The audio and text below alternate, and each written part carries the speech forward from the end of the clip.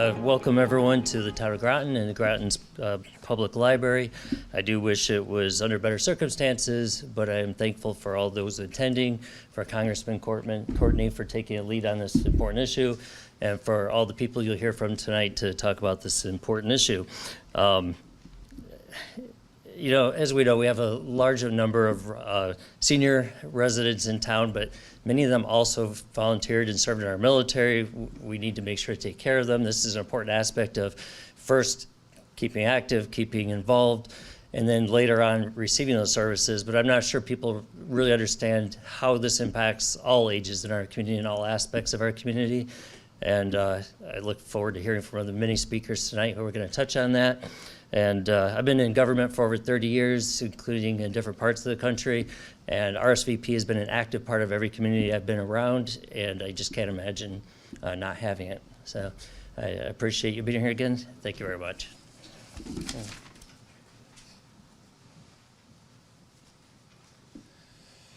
Hi everybody, my name is Josh Kelly. I'm the CEO at Thames Valley Council for Community Action, TVCCA, and we're the organization here in based out of southeastern Connecticut, but operating throughout all of eastern Connecticut that has been providing RSVP services, that's the Retired Senior Volunteer Program services, for the last 25 years.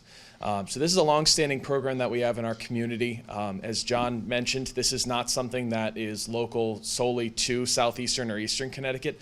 This is a program primarily funded by AmeriCorps Seniors, a federal agency that has administered these programs across the United States.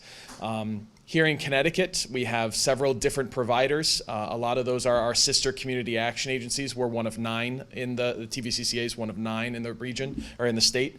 And CRT up in Hartford County and New Opportunities, Inc., I'm also aware are not at a point where they're moving forward with their grants as a result of recent administrative decisions. So we're in a position right now here in Eastern Connecticut where we have over 500 individuals who have received, in just in fiscal year 24 alone, received direct services and care through the RSVP program. About 200 volunteers who participate and make sure that we're there delivering thousands of service hours so that individuals are able to get food when they most need it, that individuals are able to get to their medical appointments when it may be a cost burden to find some other arrangement, or it may be burdensome on a family where individuals would have to take time off work to help a family member, or otherwise be unable to afford and be able to care for themselves and care for their families in the way that they deserve to be. Beyond that, and I'm so happy to see some familiar faces from our different veteran coffee houses in the audience today.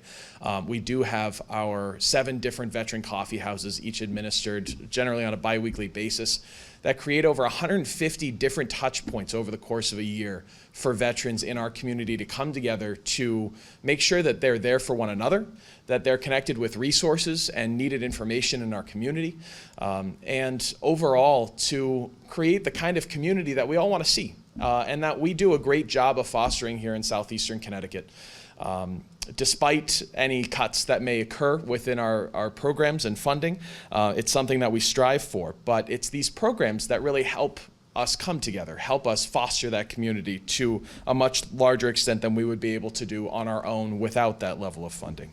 So I'm here today, and I'm so appreciative of all of you for being here. I'm thankful for the TVCCA staff that are here in the room, for the town of Groton for taking the time out. I know we also have representatives from our police departments who have been incredibly supportive of our veteran coffee houses, and of course, Congressman Joe Courtney's office. We're here to say that RSVP is a program that deserves funding at the federal level. We can't afford across Connecticut to not be investing in our seniors, in those living with disabilities, in our veterans. We need to put our money where our mouth is, and whether that be at the state or the federal level, we're hoping that something can change and we can find the needed funding to keep this great program going and make sure that we're serving the people of the community just like we've been for the last 25 years. So I'll leave it at that. Thank you very much. Yes, and I'm going to introduce our director of the RSVP program, Gina King, to come and help us introduce a few individuals who are going to share some wonderful stories about their experiences with RSVP, both as veterans and as volunteers. So, Gina, come on up.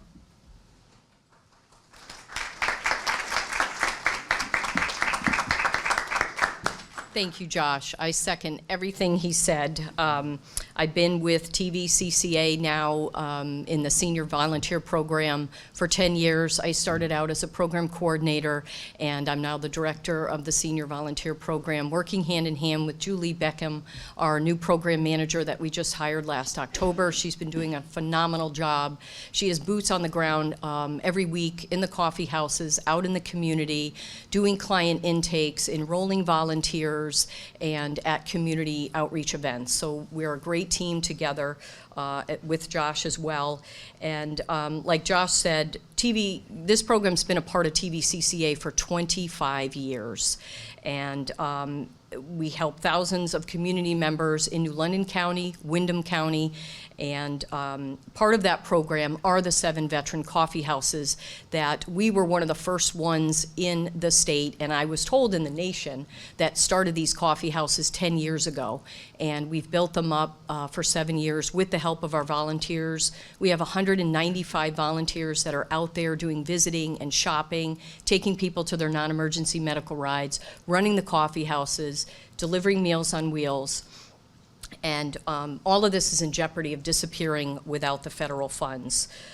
We need your support in continuing our volunteer services to help provide our neighbors with the assistance that they need to continue and hope for a better future. And I just want to invite a few of our amazing volunteers that help out in the coffee houses as well as the community. And I think I'll start with Brian Burridge. Thank you. Thank you.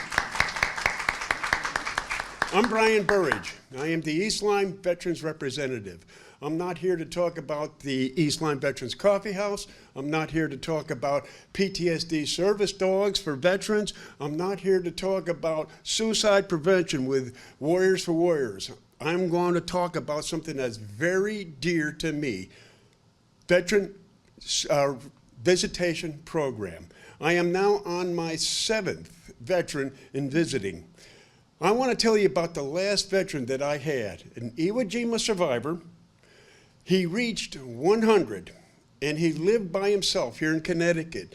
His family, he outlived his family. In Connecticut, he had no support system except for me. I'm the one that took him to the VA hospital when he fell. I'm the one that made sure his insurance policies paid for him to keep him in his house. I'm the one that listened to him and heard his stories. And if you ever want to hear a good story, Library of Congress, I've captured his story about Iwo Jima and how to survive a war that was so deadly. But the joy of giving. I want to emphasize the joy of giving. When you're visiting a veteran, you get to hear his stories. You get to make the connection between him and the community. The veterans that I receive are by themselves. Their families either have passed on or they got their own lives elsewhere. They're alone. And they desire the company of somebody to say, hey, I hear you, I respect you, I want to hear your story. Tell me your story. It's that, the joy given, that in my mind makes it more complete. Because a lot of veterans can't just talk to their family about what they did in service. A family member will ask a veteran, Gramp, what did you do in the service? Well, I served. You get a veteran with another veteran and the stories come out. So again, to hear these stories that these veterans did are truly awesome and heart-touching. I would like to see everybody more involved in taking a special notice and listening to those veterans that are alone and they need to be heard. Thank you. This program is really something that will touch your heart with the joy of giving. Thank you. Thank you, Brian. And now I would like to invite Noreen Arau. She is an Air Force veteran, and she helps out at our Groton Coffee House, and she also shops for a gentleman here in Groton. Whoops. No. I'm short too, but I have heels on. Okay. Hi, my name is Norina Rao. I'm originally from Honolulu, and I joined the Air Force in 1967 and retired in 1989. As a veteran here, I volunteer for the coffee house here in Groton on Thursdays, every other Thursday, the second and the last Thursdays of the month. I enjoy my time here, conversing, sharing, and to all the veterans here. When I moved here in Connecticut and in the North Stonington area, I was with the Norwich veterans. Then I moved here to the New London area, Groton area, and I've been here for 7 years. I enjoy the company. I enjoy Manny, thank you very much. He's our state, he's our veterans rep. He gives us all the information. We get all the information from Manny, all our benefits, and also, thank you, Congressman. And it's going to be hard to just disregard the veterans' coffee houses. I do shop for a veteran also, and he's just a lonely man, and we need to be here for all our veterans. Non-veterans, also men and women, also all the veterans. I'm just too emotional for all of this, but it's very heartbreaking. I want to thank you, everybody, and God bless you all. Thank you, Noreen. And now I'm going to try to bring this mic to Jim, I think. There we go. Jim McGibbon, he is a chaplain, and he also comes to our veteran coffee houses as well. I'd like to do something first. I thought we were going to do it at the beginning, but take a moment of saluting our flag, please. All rise. Salute. I pledge allegiance to the flag, the United States of America, and to the republic for which it stands, one nation, under God, indivisible, liberty, and justice for all. Remove our covers, I'll pray. Thank you, Lord God, for the opportunity to come together, to encourage each other, to show this community how we love what we do and what we served our country. And we just thank you. In your name I pray. Amen. Amen. Those are things I like to do. That's why I do at the meetings. Oh. Okay. Boy, these guys got me going. First thing I can think of is the community of who we reach out to. I text about 25 people a day, about 10, 12 veterans. And there was one gentleman in Florida had a stroke. He's got Parkinson's and all that, but he texts me every day, and I call him up, or he calls me up every once in a while to encourage each other. You know, I learned all this through our community with the TVCCA. We get so much information there. Mr. Courtney comes to our meetings, Manny does, the eye people, the hearing aids, all those different people come to our meetings and let us know what's there for us to get by each day. And then to let them know there's a VA hospital down the road here that is astounding. The one in New London, the one in West Haven, they just take so good care of us. We hear the old stories, and it's nothing like that anymore. They take care of us. And I love going to VC to coffee houses. I used to go 4 of them, I think. Now it's just a couple. I'm not as mobile. But I just look so forward to them. I'm their chaplain. I do the flag thing. I talk a lot. My pastor at our church says you gotta pack a picnic lunch when Jimmy starts talking. So one time he gave me, you got 5 minutes. 5 minutes. So That's when I learned to walk a little bit. Can't do that now, but oh, it was such a wonderful feeling. It's just to get together, the community that we find out we belong to. We just met a young lady up front here. We go to church with her daughter and son all the time. They sit right there with us all the time. Little did we know, and this kind of a community, that's where we learn all these different things. And Gina, she's been wonderful in encouraging us all those years. Look so forward to seeing her, to serving with her, and getting the goodies she brings. I like to eat, but it's just the whole organization is so well put together and so encouraging, and it gets us want to go each day to see one another, share our stories, and just be encouraged through it. And we just thank you. Thank you, everybody, for being here today to help us support, and us being here to show that we really appreciate what y'all do for us. Thank you. Thank you, Jim. I'm going to hand it over to Maureen now. She doesn't even have to get up.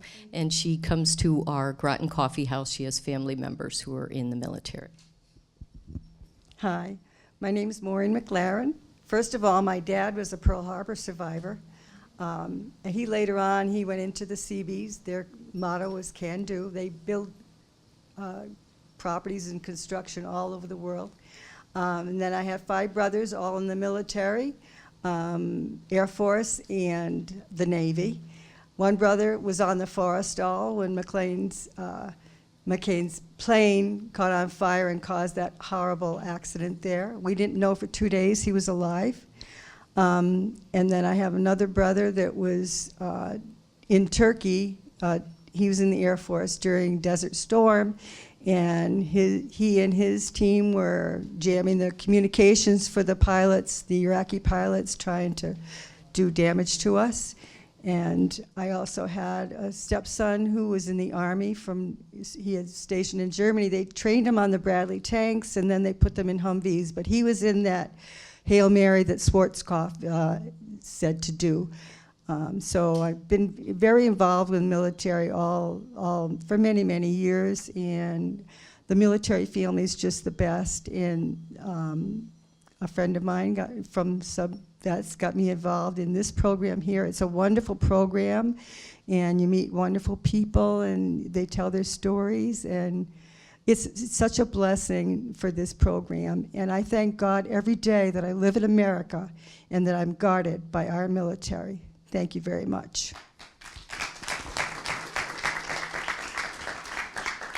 Okay, and now I'd like to turn it over to Congressman Courtney, who has been tremendously supportive. We're so appreciative. He comes to our coffee houses with Manny, who is our veteran service rep, and they are just boots on the ground, fighting for us every day and getting the benefits that the veterans deserve. Congressman?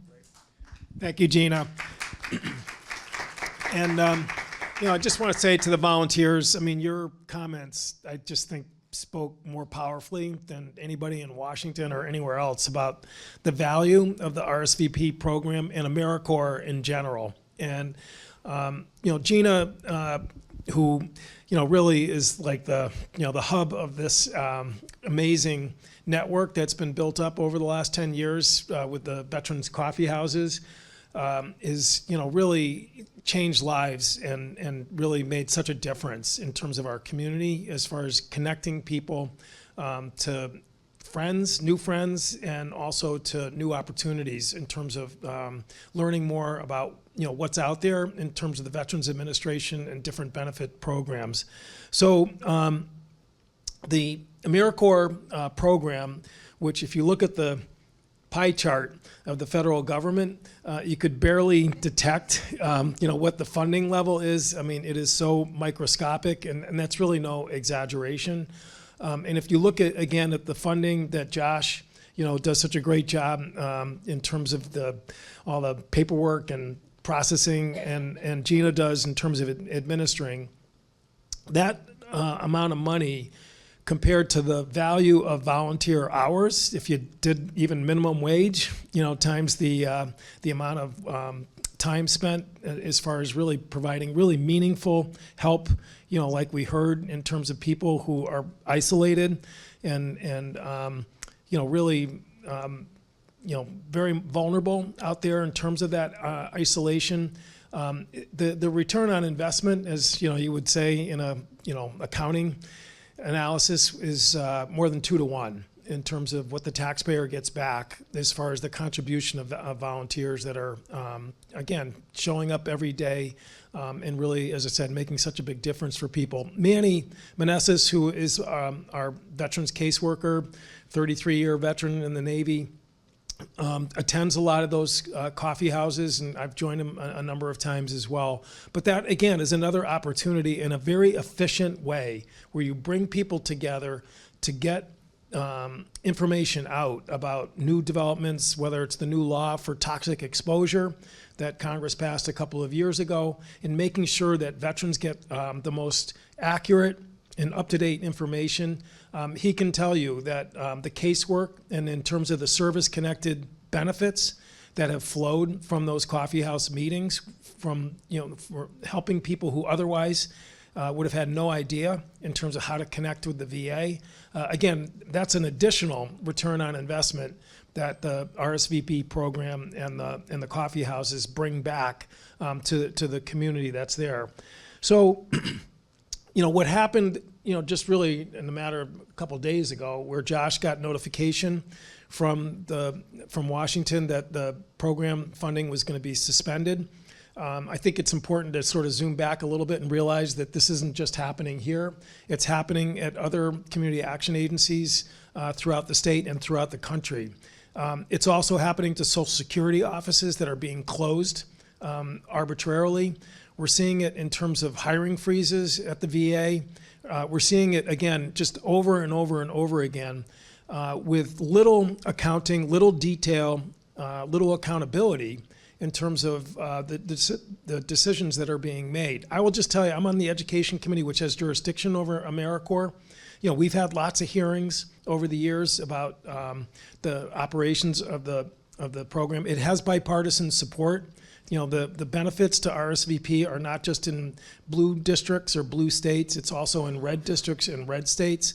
And I will just tell you this, I've been talking to staff since we got the official word just a couple days ago that this, in my opinion, very harmful and really, unjustifiable termination of funding for this program is something that we are going to take up and make a lot of noise about in Washington. This particular area, and we just had the national director of AmeriCorps show up at the Groton Coffee House. I mean, this was the model in America in terms of the RSVP program. We should be very proud of that. The Veterans Coffee House movement started in Eastern Connecticut. That's a fact. And there's so many communities now across Connecticut and across the country that are following the example that was set right here in terms of the RSVP investment that took place in it, that we're just not going to just sort of let this die a quiet death. We have got to make sure that we get this reinstated and get this program back and running again, because there's just too many obvious examples that I think cut through all the political white noise that I think Americans are going to respond to. People care about their veterans on a bipartisan basis all across the country, and they want to see them get the help that they earned wearing the uniform of this country. So thank you to everyone for being here. The turnout speaks volumes about the fact that people really care about this, but we can't just stop here today. We got to just keep this noise and pushback moving so that, again, the great work that people have established here will continue. Thank you. I just got a phone call from a veteran suffering PTSD. I need to take the call because his importance is greater than what I need to be here. Thank you for doing that. Anyway, I don't know if the press has any questions. I'll stick around for a little while if people want to talk some more. Or Gina, do you have anyone else on the dais that? So any of our volunteers are welcome to go up. I know we have a lot of support here, so thank you all, but you're welcome to share your stories. We have visitors, we have shoppers, we have people that provide medical rides here, do Meals on Wheels, so anyone's welcome to talk about their experience. I don't mean to put anybody on the spot, but, you know, our wonderful volunteers, we wouldn't be here today without you guys, so, you know, we thank you so much for everything you do, and, yeah, thank you. Thank you.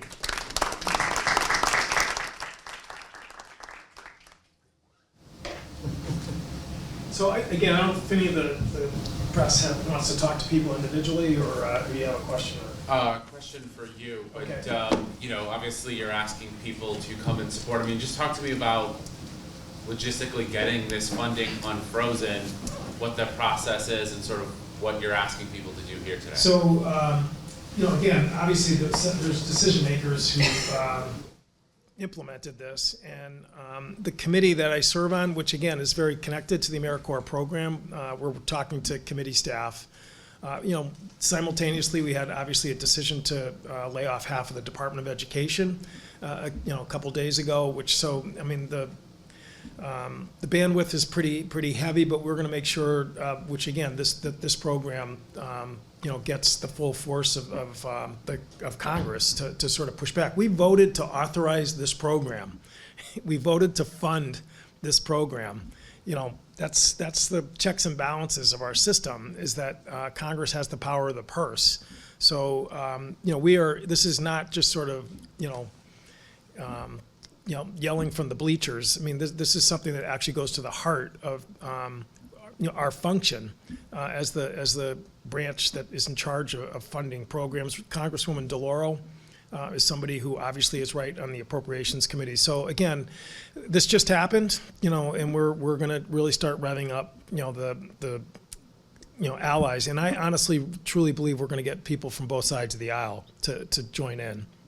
I know the VA Secretary has said, you know, whether it's the layoffs that have happened at the VA, more generally, that the system has been broken, and certainly there's been flaws in the past, but just wanted to get you to respond directly to the comments that he posted a couple weeks ago. Yeah, so Secretary Collins, you know, I think that comment just sort of misses the fact that really for the last 2 or 3 years, the push has been to expand staff at the VA because we have wait lists that are completely unacceptable. There was an expansion of benefits with the passage of the toxic exposure law, which resulted in new enrollment within the VA system. That's a good thing. That's not a bad thing. I mean, that's people who are finally getting help for cancers and heart disease that were caused by exposure to Agent Orange or the toxic pits. And yes, that creates more volume of work at the VA. And so to be, you know, freezing hiring and laying people off at the time that you've got more people who now have the opportunity that Hold on a second. I need to interrupt. Okay, I have a veteran that's PTSD, he's suffering. I told him to call the VA center, their phone has been disconnected. His seriousness now is psychic. I need to get him to 911 for an emergency treatment. Okay. But the VA phone system has been disconnected. No, and again, this is all happening in real time, that, you know, the services are contracting. And again, we have a fully funded government as a result of the appropriations that were just passed. So anyway, like I said, this is happening in totally indiscriminate ways with no notice and no courtesy, no, you know, attempt to even try and explain things, let alone let people prepare for things. And as I said, I just left Willimantic. We had a packed house up there on similar issues, and go back Monday, and we're you know, obviously going to start demanding accountability and answers to the questions that we're hearing today. Mr. Courtney, I went through that this morning of the phone thing. They answer, but then they can't get anything. Right? And I'm a chemical thing. I went to Vietnam twice. I was exposed to all whatever they want to call them. And look where it got me. But I'm happy. I'm having fun in life, enjoying things like this, encouraging people, getting in cars. I so like this organization. Thank you. Congressman, just one question on funding specifically. Can you talk about the dollar amounts for Connecticut specifically and how the money's allocated? So, I mean, Josh might be able to talk about this particular. Sure. So yeah, I can come speak at the dais if that's all right, Congressman.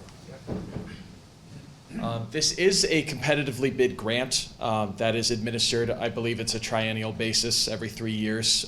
There is a rebidding for it. I can't give you a list of every single agency within the state of Connecticut that receives funding. I do know that 3 of the largest ones are TVCCA here in Eastern Connecticut, CRT, that's Community Renewal Team out of Hartford and Middlesex counties, and New Opportunities Incorporated, which is out of Waterbury and the greater Torrington area. And all 3 of those have not received funding to go forward. All 3 of those organizations. So this is not isolated just to Eastern Connecticut, like I said, and like the Congressman said. This is something that is widespread, and that's going to have widespread implications. You know, how the allocations are made, there's been a change in the funding source for anybody that may have been funded, if anybody was funded, and is going to be funded going into the next fiscal year. We were given notification I think 6 months back that the formula has changed so that it's not as much based on the number of volunteers that are engaged with the program as it is a base with a smaller amount added on for each additional volunteer. But there are, of course, program metrics. So we've been working hard to make sure that we have volunteers who are coming out in support of the program. We have almost 200 that are registered and actively involved with RSVP. And that is a big source right now of the funding. So what we're talking about is really not a lot of money. And as the Congressman said, a huge return on investment in the community. We're talking about approximately $200,000 to make sure that this program is able to come together and have an impact right here across Eastern Connecticut, to make sure that all of these coffee houses come together, to make sure we've got drivers who are going out. All of this is coordinated and that care is given to all of the volunteers and all of the people who are a part of the program.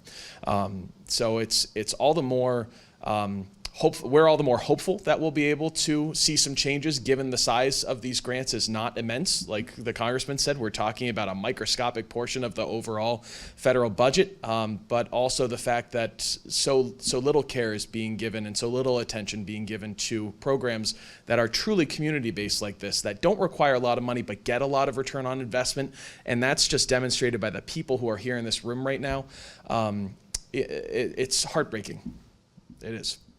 Any other questions about funding? I'm happy to answer those. Just one follow-up as far, is that $200,000 per year, or is that on the 3-year basis? $200,000 per year for TVCCA. It's $194,000, if I'm not mistaken, for TVCCA per year. And that's only for Eastern Connecticut. That doesn't include CRT or New Opportunities districts. Great. Yeah. Sorry, I just had a question in general. I've been trying to attend as many peaceful protests around the state. I was at the one at the Capitol the other day. Yep. And I'm just wondering what you think is most effective in terms of action items, whether it's postcard writing, calling your legislators in red states, who listens the most, or what's the most effective way of expressing our opinions and making changes, because a lot of us just sitting at home, wringing our hands. It's like whack-a-mole. Every day there's something else to try to figure out, affect some change somehow that's most effective. So it's kind of an all of the above kind of situation right now. I mean, I do think that if you look at some of the, again, indiscriminate layoffs that took place that the administration then had to turn around and reverse, it really was because of getting the spotlight in media about the damage that was being done to, whether it was the National Nuclear Security Administration. They laid off people who actually make sure that our nuclear arsenal is safely being watched and secured. I mean, it was incredible to, lay off that group of people that's there. And there's other examples of that. And I think in the terms of the VA, the initial announcement that they're going to lay off 80,000 people that Secretary Collins announced a little while ago, he had to retreat, again, because of the public exposure and outcry. He also canceled a whole bunch of outside contracts for the VA, which was to, again, help with the new caseload for the toxic exposure patients that are coming through. Again, he had to reverse that decision. And again, because they were just doing it completely without any understanding of what, those positions and those contracts were designed to do for veterans. I think the veterans community has, in my opinion, one of the most powerful, ability to move this administration in terms of, bad decisions like the one that we're talking about here today. Because, again, there's total crossover support politically that's out there. And obviously the administration's made a big, claim that that they care about veterans. So again, people being here today, we're going to clip this up, send out, to people in Washington, the fact that, everyone's here today talking about what this means to the veterans community in this part of New England. And again, I think that's how you actually get the external pressure going to get them to reverse courts. The courts have helped too. And one thing that Josh and I were talking about was to, again, catch up with the Attorney General here in Connecticut, who's been actually been very successful in terms of reversing some of the executive orders and some of the budget orders, and having Rosa obviously in the position she's at. So, as I said, it's all of the above. We just got to keep sort of pushing every button and really keep people, and thank you for being there at the rally. Again, we had a huge turnout in Wyndham earlier this morning to talk about the healthcare cuts. We had Hartford Healthcare there, Bacchus and Wyndham Hospital, nursing homes. I mean, people are really, what's being proposed out there would be devastating. And I think that public noise is the way you create that external pressure. Yep. Great. All right, well, thanks everybody for being here today. Yep.